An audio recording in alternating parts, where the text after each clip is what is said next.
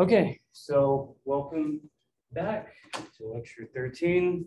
We're continuing our study of applications of the derivative.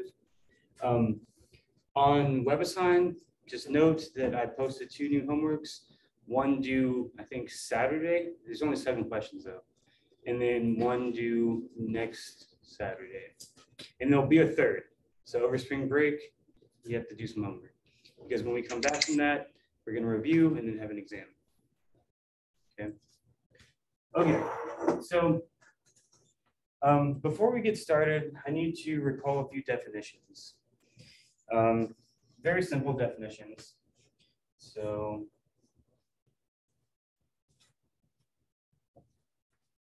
that marker's not good. Okay, so let f be a function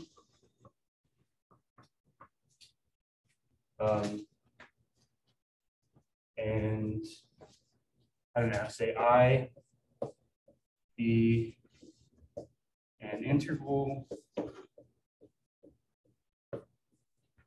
where this function is defined, so where f is defined. Okay, so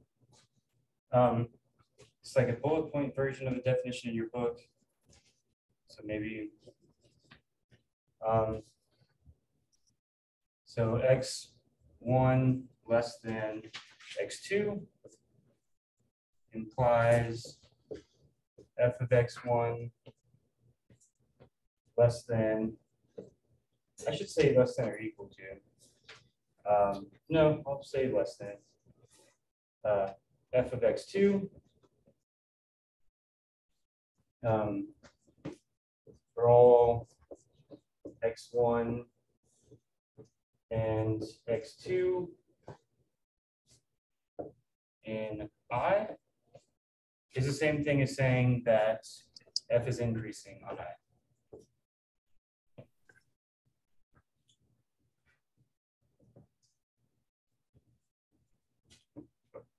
Okay, so that's increasing.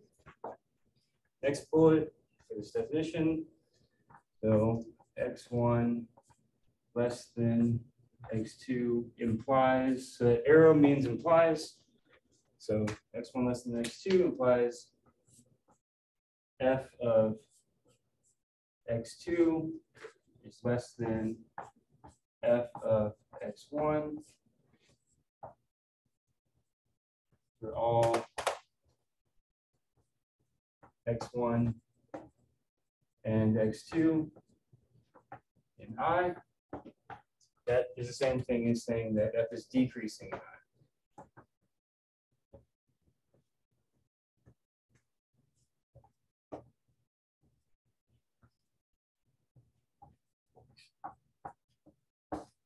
Okay.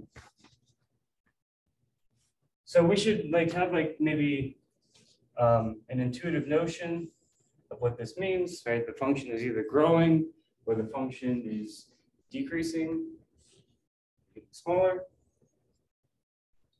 And these are the basic definitions that we're going to be working with in today's lecture.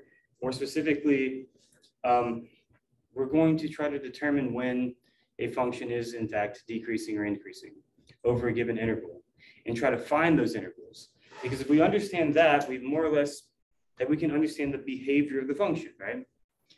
These functions are going to model like growth rate of bacteria or the, I don't know, behavior of some machine learning model. Like the functions that we are like approximating, we need to know their behavior, right? And this is one of the most fundamental behaviors of a function. Is it getting bigger or smaller, right? Now, I did make notes for this lecture a little bit, but about like 1 page in, I decided that I didn't want to do this in a typical way. I want to do this more in like an inquiry-based way. So I'm not going to look at my notes. I'm not even going to remember the definitions that follow this one. I think we can figure them out on our own. So I'm going to put a function up on the board and its derivative, and I want to let you, all of you in class especially, tell me about the behavior of that function. And I'll elaborate on that more. Let me just pick one out. X cubed 3/2 x squared. So let f of x equal to x cubed minus 3/2 x squared. Okay. Now, that's a function. I'm assuming that most of you have no idea what that function looks like. If I didn't just look at it in the book, I would have an idea, but not a very good idea about what it looked like myself. So the hint that I'm going to give you about like determining if this function is increasing or decreasing over some interval is that we need to look at the derivative maybe. So let's go ahead and say, okay, well then if this is what our function is, then f prime of x is equal to what? 3x squared minus 3x. Okay. Now, before I let you go and like try to tell me something about this function, I have to remind you or ask you, what does the derivative of a function at a point tell you? What's like the most important thing to me? The slope of the tangent line, right? And we mentioned last class that using that slope, we can kind of approximate the function by a line at like a point, like approximate it sort of, right? In the line, we definitely know when lines are increasing or decreasing, right? So I'm going to go ahead and pause the recording now, and we're going to I'm going to poke at everyone in here to try to figure this out. And then on the Zoom meeting, if you want to chime in, just raise your hand in the chat. Okay, so just so I have this on the audio, a student just asked, wouldn't I be able to tell if the function is increasing or decreasing when it crosses the x-axis? Well, to comment on that, so I'm not going to draw that function. I'm going to draw something else, like, I don't know. I'll call it like H or something, right? Like, if this is H, right, then it crosses the x-axis right there. But as x is getting bigger, right, so that's a part of this definition. So anytime you have two different x and one is less than the other, if that holds, then it's increasing. If that holds, then it's decreasing. So, for example, if I pick x1 like right here, and I pick x2 right here, then, okay, the function's value at x1 is right there. And then if I pick this value here, the function's value is here. So that's smaller than that. And then if I look at any points in there, starting at x1, I get bigger and bigger on the x-axis, I'm always going down, right? So this would be a decreasing function from over here to over here. But like, what if it like curves back up like that and it crosses again?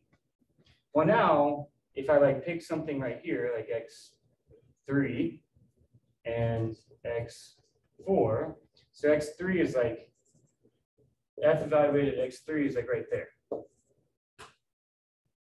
But f evaluated x4 is up here, possibly. The drawing's kind of bad.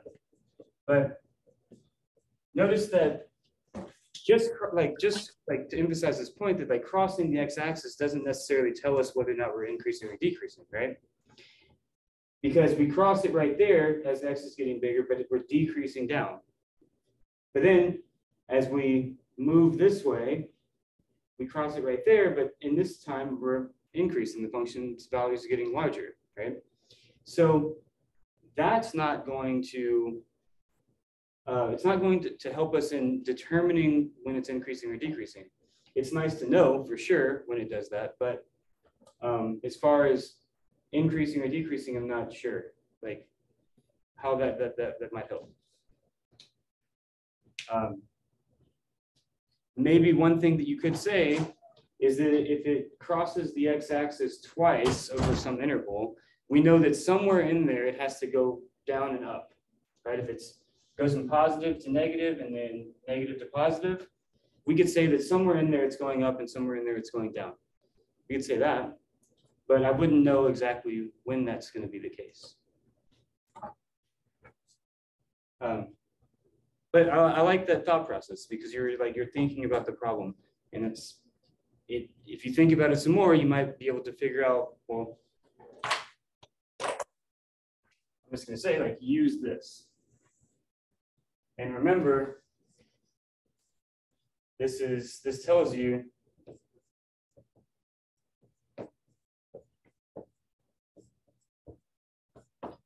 the slope of the tangent line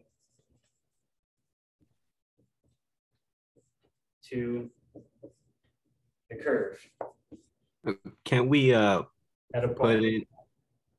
Oh, Go ahead. You can speak. oh, can we since that's the slope of the tangent, like if that formula tells us that it's the slope, can we just put a number less than 3? Well, you're heading in the right direction, I think.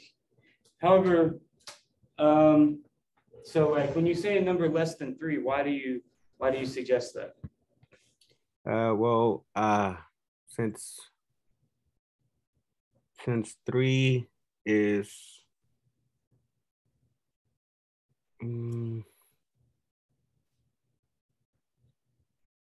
since 3 is the slope number. Yeah, it's okay. This actually 3 here would not correspond to the slope of that, like of this curve, right? 3 is kind of the coefficient of that term. But I do want to let y'all kind of work on this a little bit more. So I'm going to pause the video, but we can keep on talking after that. So.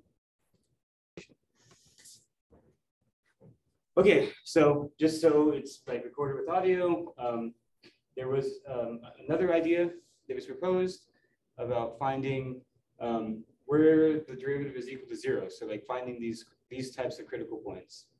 And I would say that's a very close answer to determining when that original function is increasing or decreasing.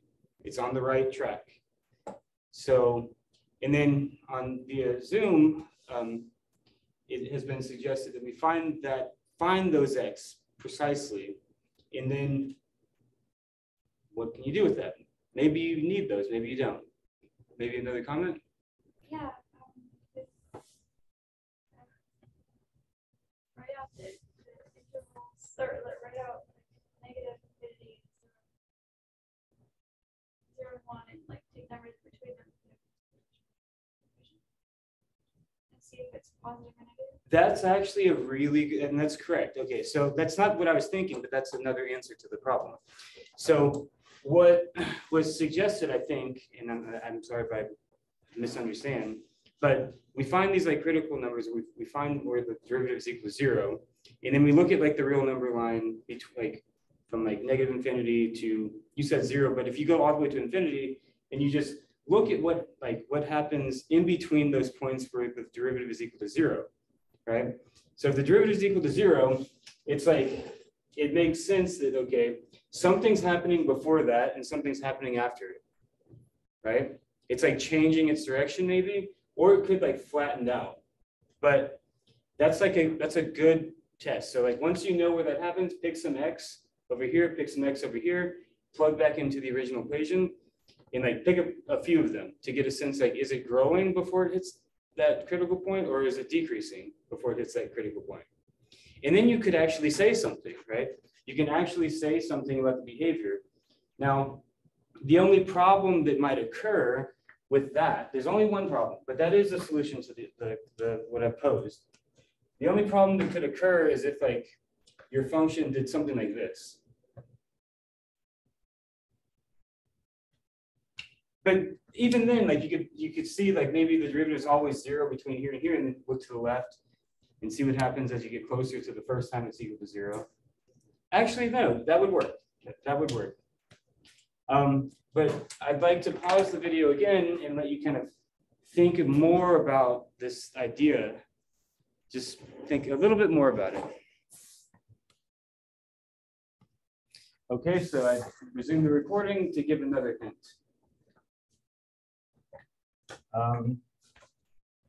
Maybe I'll put this hint in red. So think about the sine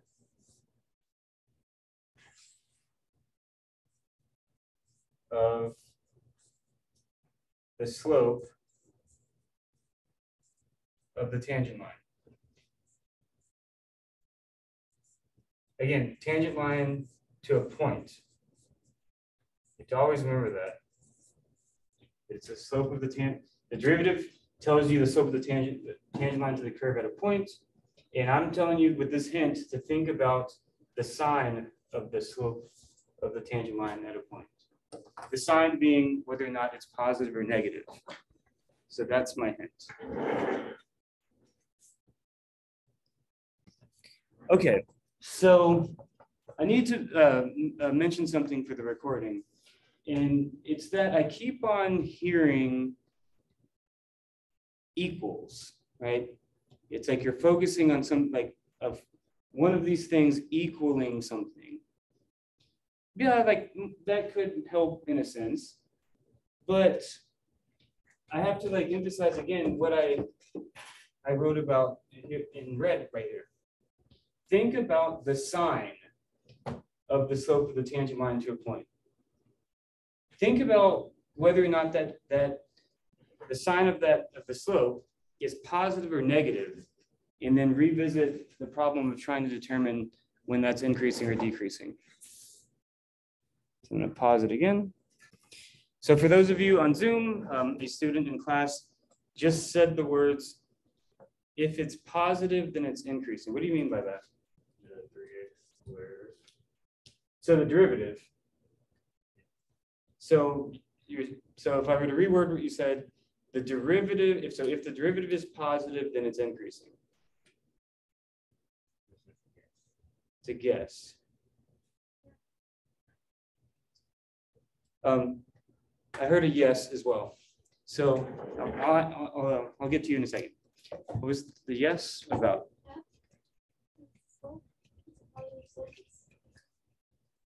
So if it's a positive slope, it's increasing. May I ask why? Like, why would that make sense? You had a question? Well, related to that, isn't the critical point where the slope switches? It doesn't have to, because, for example, like this is always decreasing, but there's like critical points all over the place right here. Okay, so I think at this point, But when it changes from negative to positive. so when you say it, you mean the derivative, correct? Yeah. So when the derivative changes from negative to positive, you get a, it'd be a minimum. It'd be a minimum in that case. Okay, so I think this is a good point for me to, so we have enough ideas now. I'm glad to hear you all talking to me for once. And I think that we can take these ideas and maybe look at a simple problem where we can clearly understand it, and then extrapolate what we learn on the simple problem to this one. Okay, so let me make some room. So this is the thing we want to know when it's increasing and decreasing. And honestly, if you didn't have a graphing calculator, I doubt that most of you would know what that looks like. Right? So let's just make some room here. So I'll just put the question up here so we don't forget it. When is f of x equals to x cubed minus 3/2 of x squared, increasing and decreasing?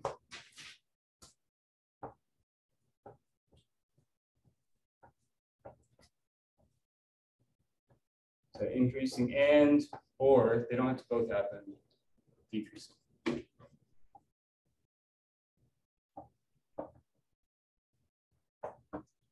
Okay, now, in order to understand this problem, we're going to look at a function that is really nice.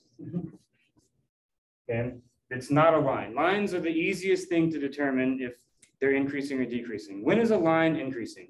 When it's what is what? What's so? Yeah, so yeah, when the slope is positive for a line, we know that thing is increasing, right? If a line has negative slope, it's decreasing. Now, other types of functions, there isn't like a slope tagged on to the function, right? But maybe there is. So let's consider another example. So that's our goal, and we're going to say, do the same for this function. I'll call it h of x. We know what that looks like, right? That's a parabola. So the graph of this thing looks like this, more or less like this. This is h of x.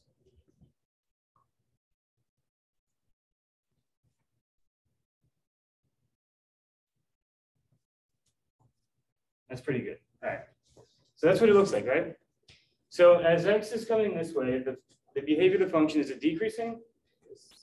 Right. And then right there, that's where the derivative is equal to 0. A lot of you have that idea. And then it's increasing. So it's decreasing over here, increasing over here. We know the intervals. We have the answer, right? It's what? So it's like increasing on the interval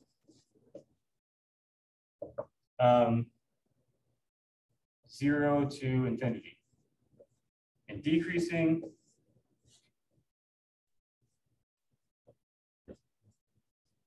right from negative infinity to 0.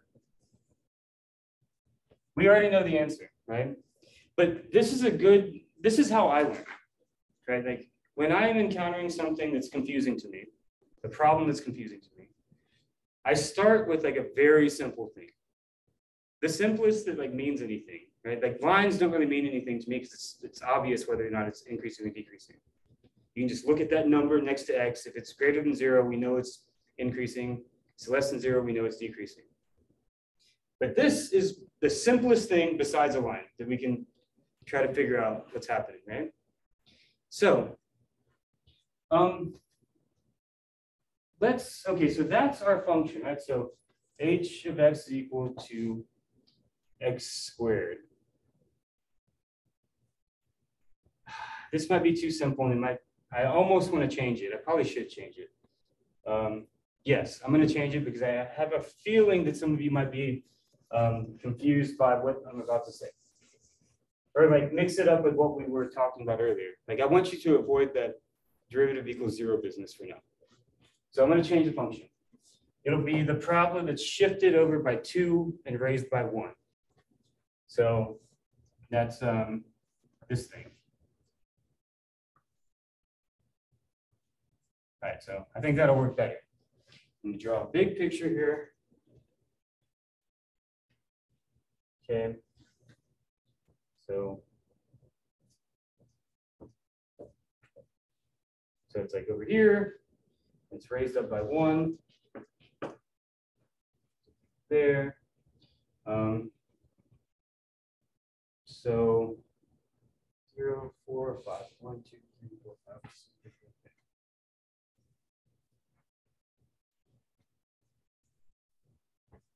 8. Probably not the best drawing, but whatever. Okay, so that's kind of what it looks like. So now we have to change when it's increasing and decreasing, right? So it's increasing, what interval is it increasing on? It should be an interval though, right? Oh, to infinity. Yeah, so 2 non-inclusive to infinity, it's increasing. So 2 there, and it's decreasing from, oh, I didn't have to do that.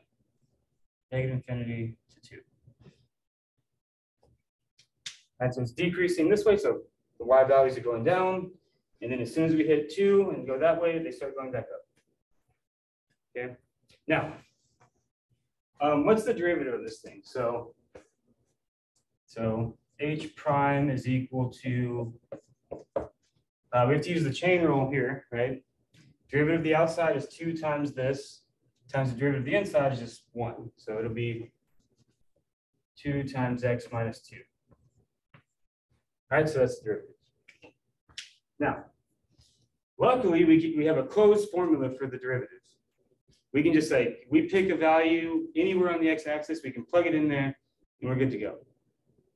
So, I don't know, I'll pick a value of the derivative, not the function, of the derivative to, I'll do it at 0. What's the value of the derivative at 0? So at 0, the derivative is negative 2 times 2, negative 4, right? Now, the thing I had like in blue right here that I erased, this is the slope of the tangent line to that thing at x equals to 0, to that curve over there, right? So maybe I'll use red. So right here, the tangent line looks like this. It's a horrible tangent line, but whatever. So I don't know what that thing, like what I do, but I'm not going to write it out. I just know that that thing in red is equal to negative 4 times x plus some intercept. Right? That's the slope of that red line.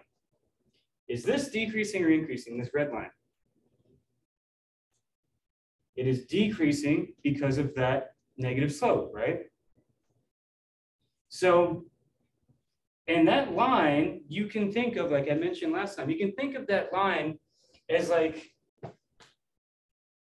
an approximation to the function around x equals to 0. When I say approximation, I mean like it's sort of behaving like it. So if that thing is decreasing, the original thing is decreasing. So let's pick something else. Let's do it at 1. So what's the derivative at 1?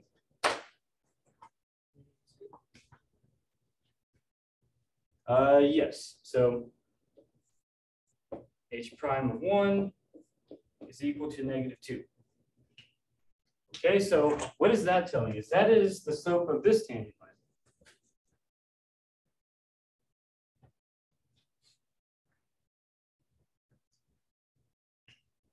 And that thing in blue, right?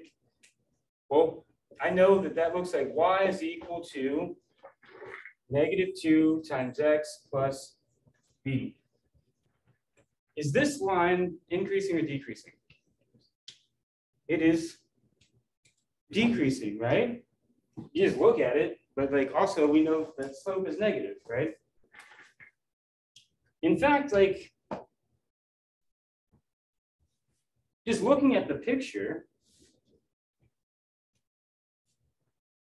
these lines are like if I just start finding the derivative all over here, it's like steeper, steeper, steeper, steeper, steeper, steeper, steeper, steeper, steeper.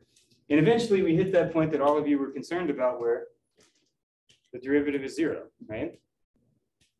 But before we get there, the line's always kind of tilted, right? And it's tilted this way, it's down, right? And those lines at each of those points are approximations to that function. Okay, what happens now over here? So like, what's h prime of, let's see, 1, 2, I don't know, 3. What's the derivative of that function at 3? So we just plug in here. It's going to be 2, right? Do I have another color marker? Maybe.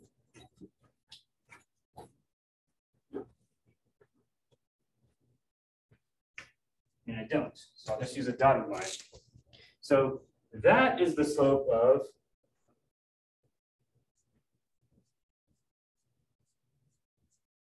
that line. Y dot or whatever. Right, and we know, I mean, yeah, that's the slope of that line, and we know that that's going to be 2 times x plus some b. We don't know what the b is, we don't care. Is this line increasing or decreasing? It's increasing. The slope is positive, right? Now, imagine, oh, I know what to do. Okay, so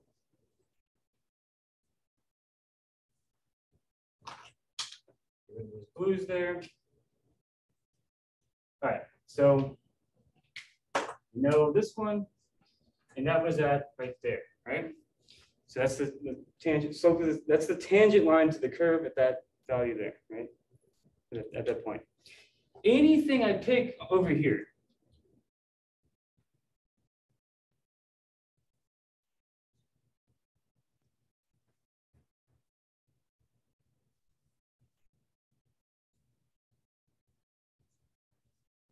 those are all pointing down, right? And then over here, like,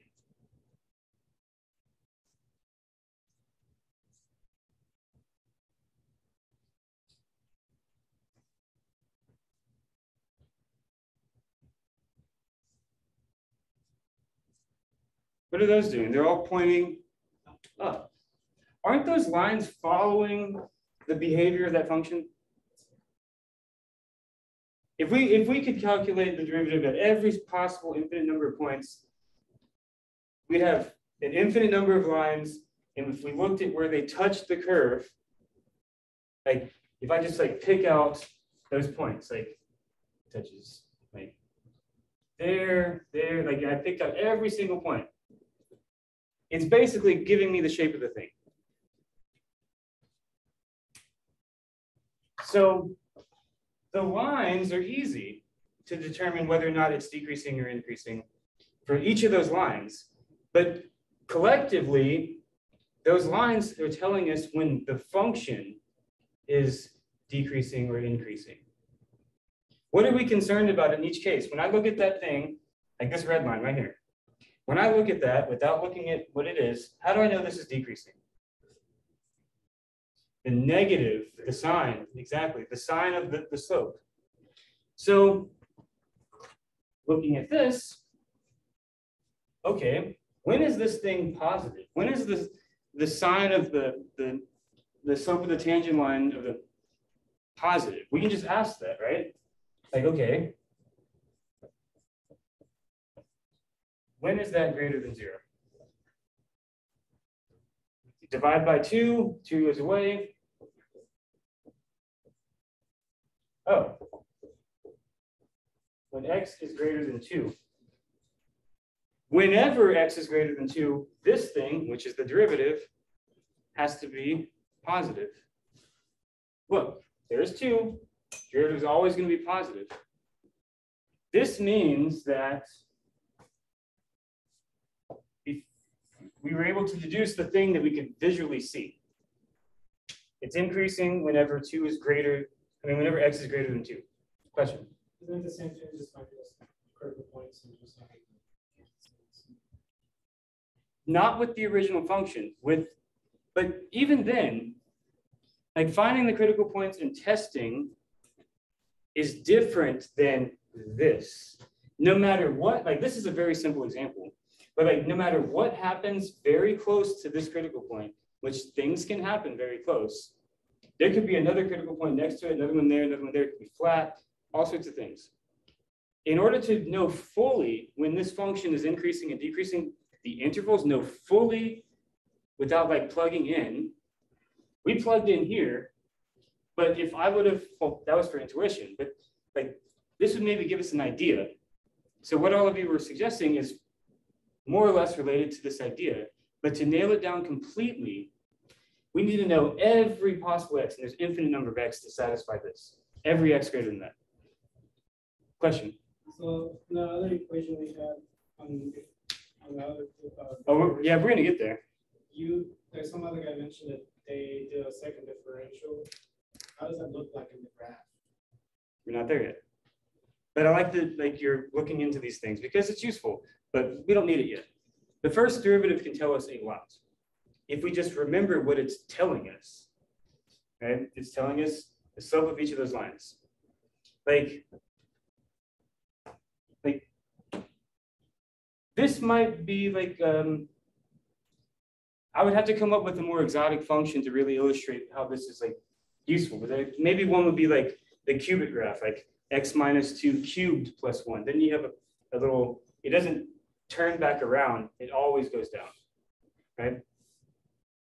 So, okay, now this tells us when solving this inequality right here, that tells us when it's increasing, because that's when the derivative is always positive. And any value of x that makes the derivative positive, any value, right, will be where the function is increasing. But back to your question. You had a question right before I answered his.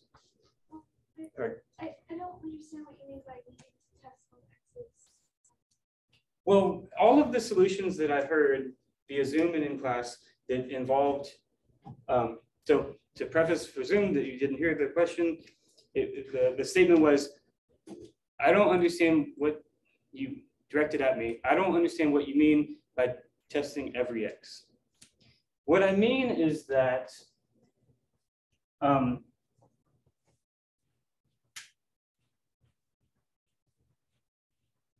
well, I think there's a very simple answer to this question that will maybe alleviate it. Like, so what if you had a function look like this?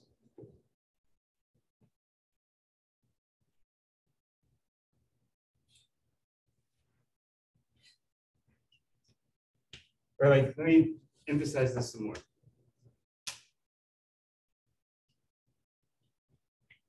Right, a bunch of different things are happening here. But notice, so you say find the critical points, right? How many critical points are from here to there?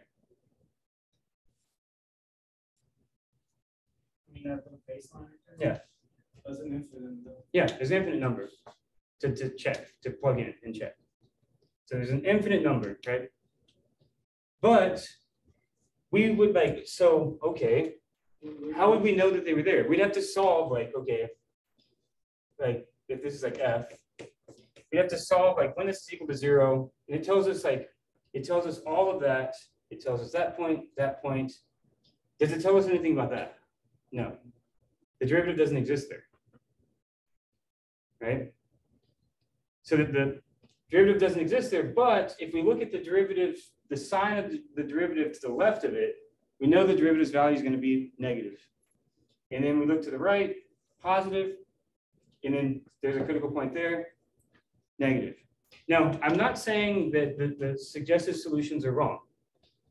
When the student in class mentioned the very first time, look at the derivative equal to 0, and then look to the left or the right of it and kind of check, I didn't say it was wrong. I'm saying that it's, well, dangerous in a sense if you're trying to answer the problem fully, because you can accidentally miss, if you're just plugging in points, you can miss where there might be something like that changes all of a sudden, right? In a very small interval, you don't know, like, you can't even like plug in numbers. They're so close to each other. It would be like hard for you to come up with them to plug in, to figure out like what the function's doing. The best way is just to imagine that like this thing here is really measuring the slope of all of the tangent lines to that curve. So whenever, and those tangent lines to the curve are approximations to the function. So whenever the x plugged into the derivative is positive, we know that for all of those x, every single one of them, we know the behavior of the function. In that case, if it's positive, it's going up. And if you solve this, if you solve the equation like 2x minus 2 less than 0, you get that. So this right here tells us that when it's decreasing, for every x smaller than, oh, sorry. For every x smaller, every single x smaller than 2, we know it, right? So now, hopefully I think that like, all I'm doing is trying to like emphasize this relation between these lines and the actual curve itself. Question? Is that the solution, what you just said? Well, we already knew How this. you would- We knew the solution beforehand. No, But oh, I- to the problem, yes. That's how you do it. Yes, so the solution to this problem is to calculate the derivative and find the intervals when the derivative is positive or negative. That tells you when the function is increasing and decreasing respectively. So how is it different from finding the zeros, like where it would change? I guess when you have more than one x. Well, so the question was, how is that different than finding when the derivative is equal to 0, right? So I'm going to erase this and then, well, actually, I can put it right here underneath the problem. Maybe I'll call it G of x.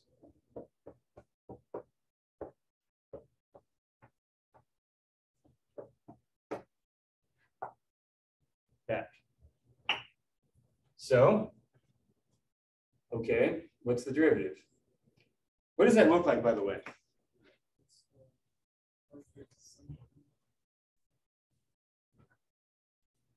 Looks like this. 1, 2, up by 1. Right there looks like this. 0, what's -8, this one's just like 7 or something.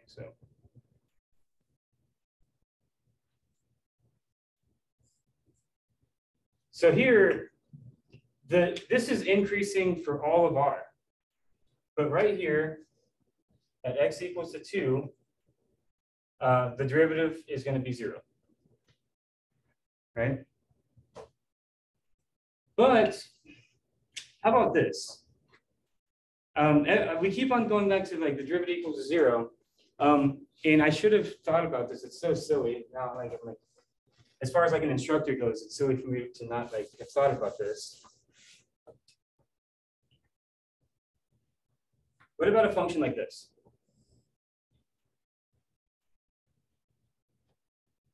The derivative is never 0 here. Never 0. And if you didn't know it, like if you didn't see the graph, right, like, and you took the derivative of this function and you set it equal to 0, you would get no answer. So these types of functions have like nice little, they have like these extreme values, these local mins and local max, right? But sometimes the derivative never equals to 0, so you would never know where those critical numbers are. Question again. How would you use that to figure that out? Let's look.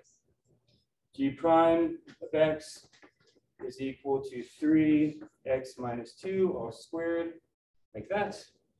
So then, okay, that's the derivative. Okay. Oh no. That's not. Sorry, that's the function I just got rid of. Well, if this was your G, right? Not the cubic thing that I just drew, but like you would just say, you would do that. So like, you would answer these questions. When is G prime of x greater than 0? Whenever that happens, you know the x where the function is increasing because just looking at it, let's evaluate the derivative right there. Slope of that tangent line. Around that little interval, it's increasing. Right here, like maybe right there, Is that a positive slope line? Yeah. Put it right here. Positive slope line, put it right here. Positive slope line. And the way the function looks, it looks like this would be true for every possible x. And you would see that once you calculated the derivative. So if it's, there is no critical points, then it's always. Even if there are critical points, this is the way that you should. However, what you're saying will help you give intuition about how, like, if your answer is correct or not. I'm not saying that you're wrong. And by the way, the thing that that was mentioned was finding critical points if they exist, and then kind of like plugging in around them, right? We actually will do that at a point, but in general, you don't need to know the critical points themselves to know the behavior of the function. You don't need to solve fully for the derivative equal to 0 to know whether or not it's increasing or decreasing. Because a lot of times it's easier to determine the sign of something than it is to solve the thing fully. Right? Like, yeah, like whenever, like you can just look at this and say, oh, whenever x is like smaller than a value, right? Then you know it's gonna be negative because that'll be negative. Question? So when you have multiple positive points, do you have to mention that in the answer? Or Yes. Just skip it to like the first positive. You do have to. So the question was, when you have multiple points of increasing and decreasing, like intervals, when you have multiple intervals of increasing, multiple intervals of decreasing, you do have to put that in your answer. So it'd be like, not in this case, but like if you had another interval where it was increasing, you would say this union sign, the next interval, union sign, the next interval, so forth and so on.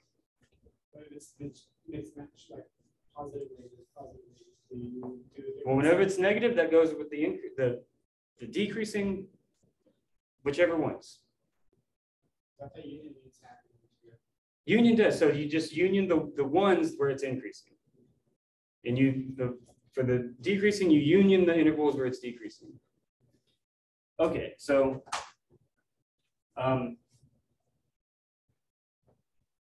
let me just finish this off for you real fast and then reflect on it and do it on your own again. Like think about it, like a lot. It's a good example problem. And then also there's homework on it too, so you'll see it. Okay. All right, so solution will look something like this. All right, so derivative 3x squared minus 3x. All right, so just as when solving an equation solving an expression set equal to 0, so solving that equation, it's better to factor things. It's the same when it comes to determining what the sign of the thing is, like for an inequality. So I'm going to factor this, and it's going to look like this. So yeah, so 3x times x minus 1. That tells me immediately when it's going to be positive or negative, right? So like if that's positive and that's positive, it's positive. That's negative and that's negative, it's negative. Yeah. So in this case, our x's are different. One's going to be 0, the other's going to be 1. That's two different points. No, the x's are the same, right? But let me elaborate a little bit more. So like, okay, we want to know this thing. So like, we want to know 3x, x minus 1, all greater than 0. So I can divide that 3 to help me out, honestly, right? So it makes it easier to look at this. And since that 3 is positive, the direction of this inequality does not change.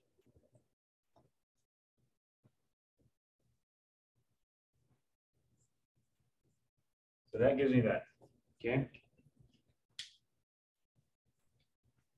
So when is that positive? It's positive when they're both positive, right? That's one case.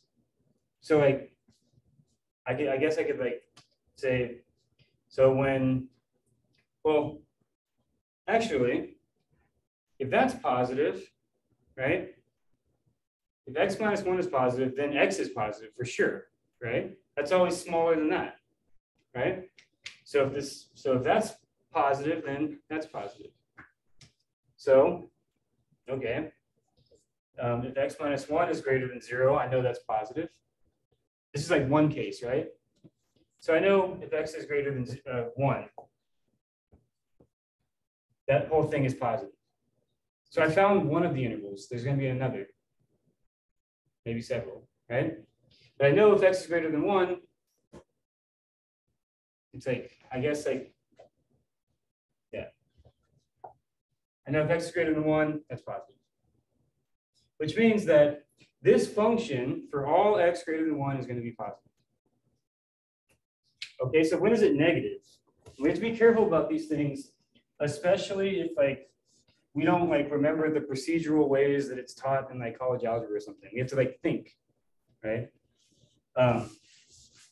We have a product and we want that product to be positive or negative.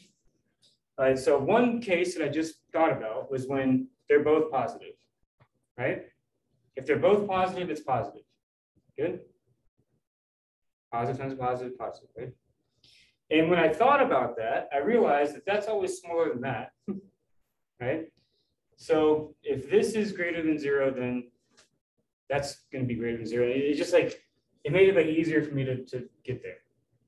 Again, I'm not doing this in a procedural way like you would do in college algebra. I'm just thinking about it.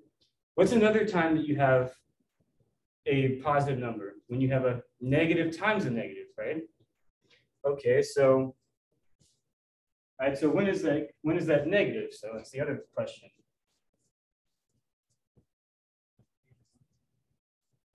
Well, if x is negative, right, then that's surely negative too. Oh no, sorry. We're still considering greater than 0, right? So if that is negative, then x minus a number is also negative, right? So, so if x is less than 0, then we're also there. So then the derivative is positive.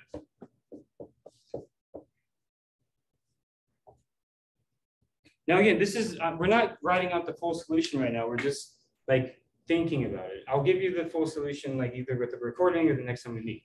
But question? Sorry, I keep asking. Very good. So let's say instead of -1, it's -4.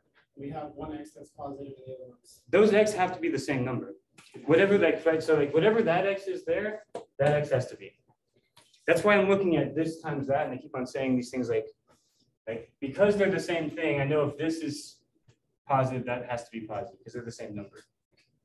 So like if x is 4, we have 4 minus 1 times 4, like it's positive. But we're just kind of like figuring these things out, right? All right, so so if x is less than 0, then that's negative, that's surely negative, and it's going to be greater than 0, right? So we know that the derivative is greater than 0, and then we also know that this right here also gives us the derivative is greater than 0. So if x is greater than 1, derivative is greater than 0. When is it negative? It's negative whenever one of them is negative, right? Exactly. When I say of them, I mean this factor and that factor. So like, okay, can that happen, right? Like, can x minus 1 be less than 0 and x be greater than 0? Can that happen? Well, we move that 1 over. Let's see.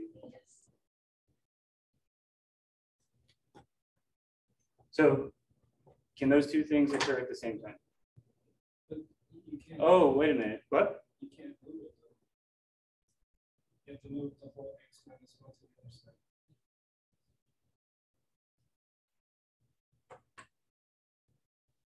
side. I'm not moving anything. So the question was like, you can't, like, the comment was that you can't move it. I'm literally, like, I'm not doing this in a procedural way. I'm just saying something times something else. When is that greater than 0? When is it less than 0? What are the combinations?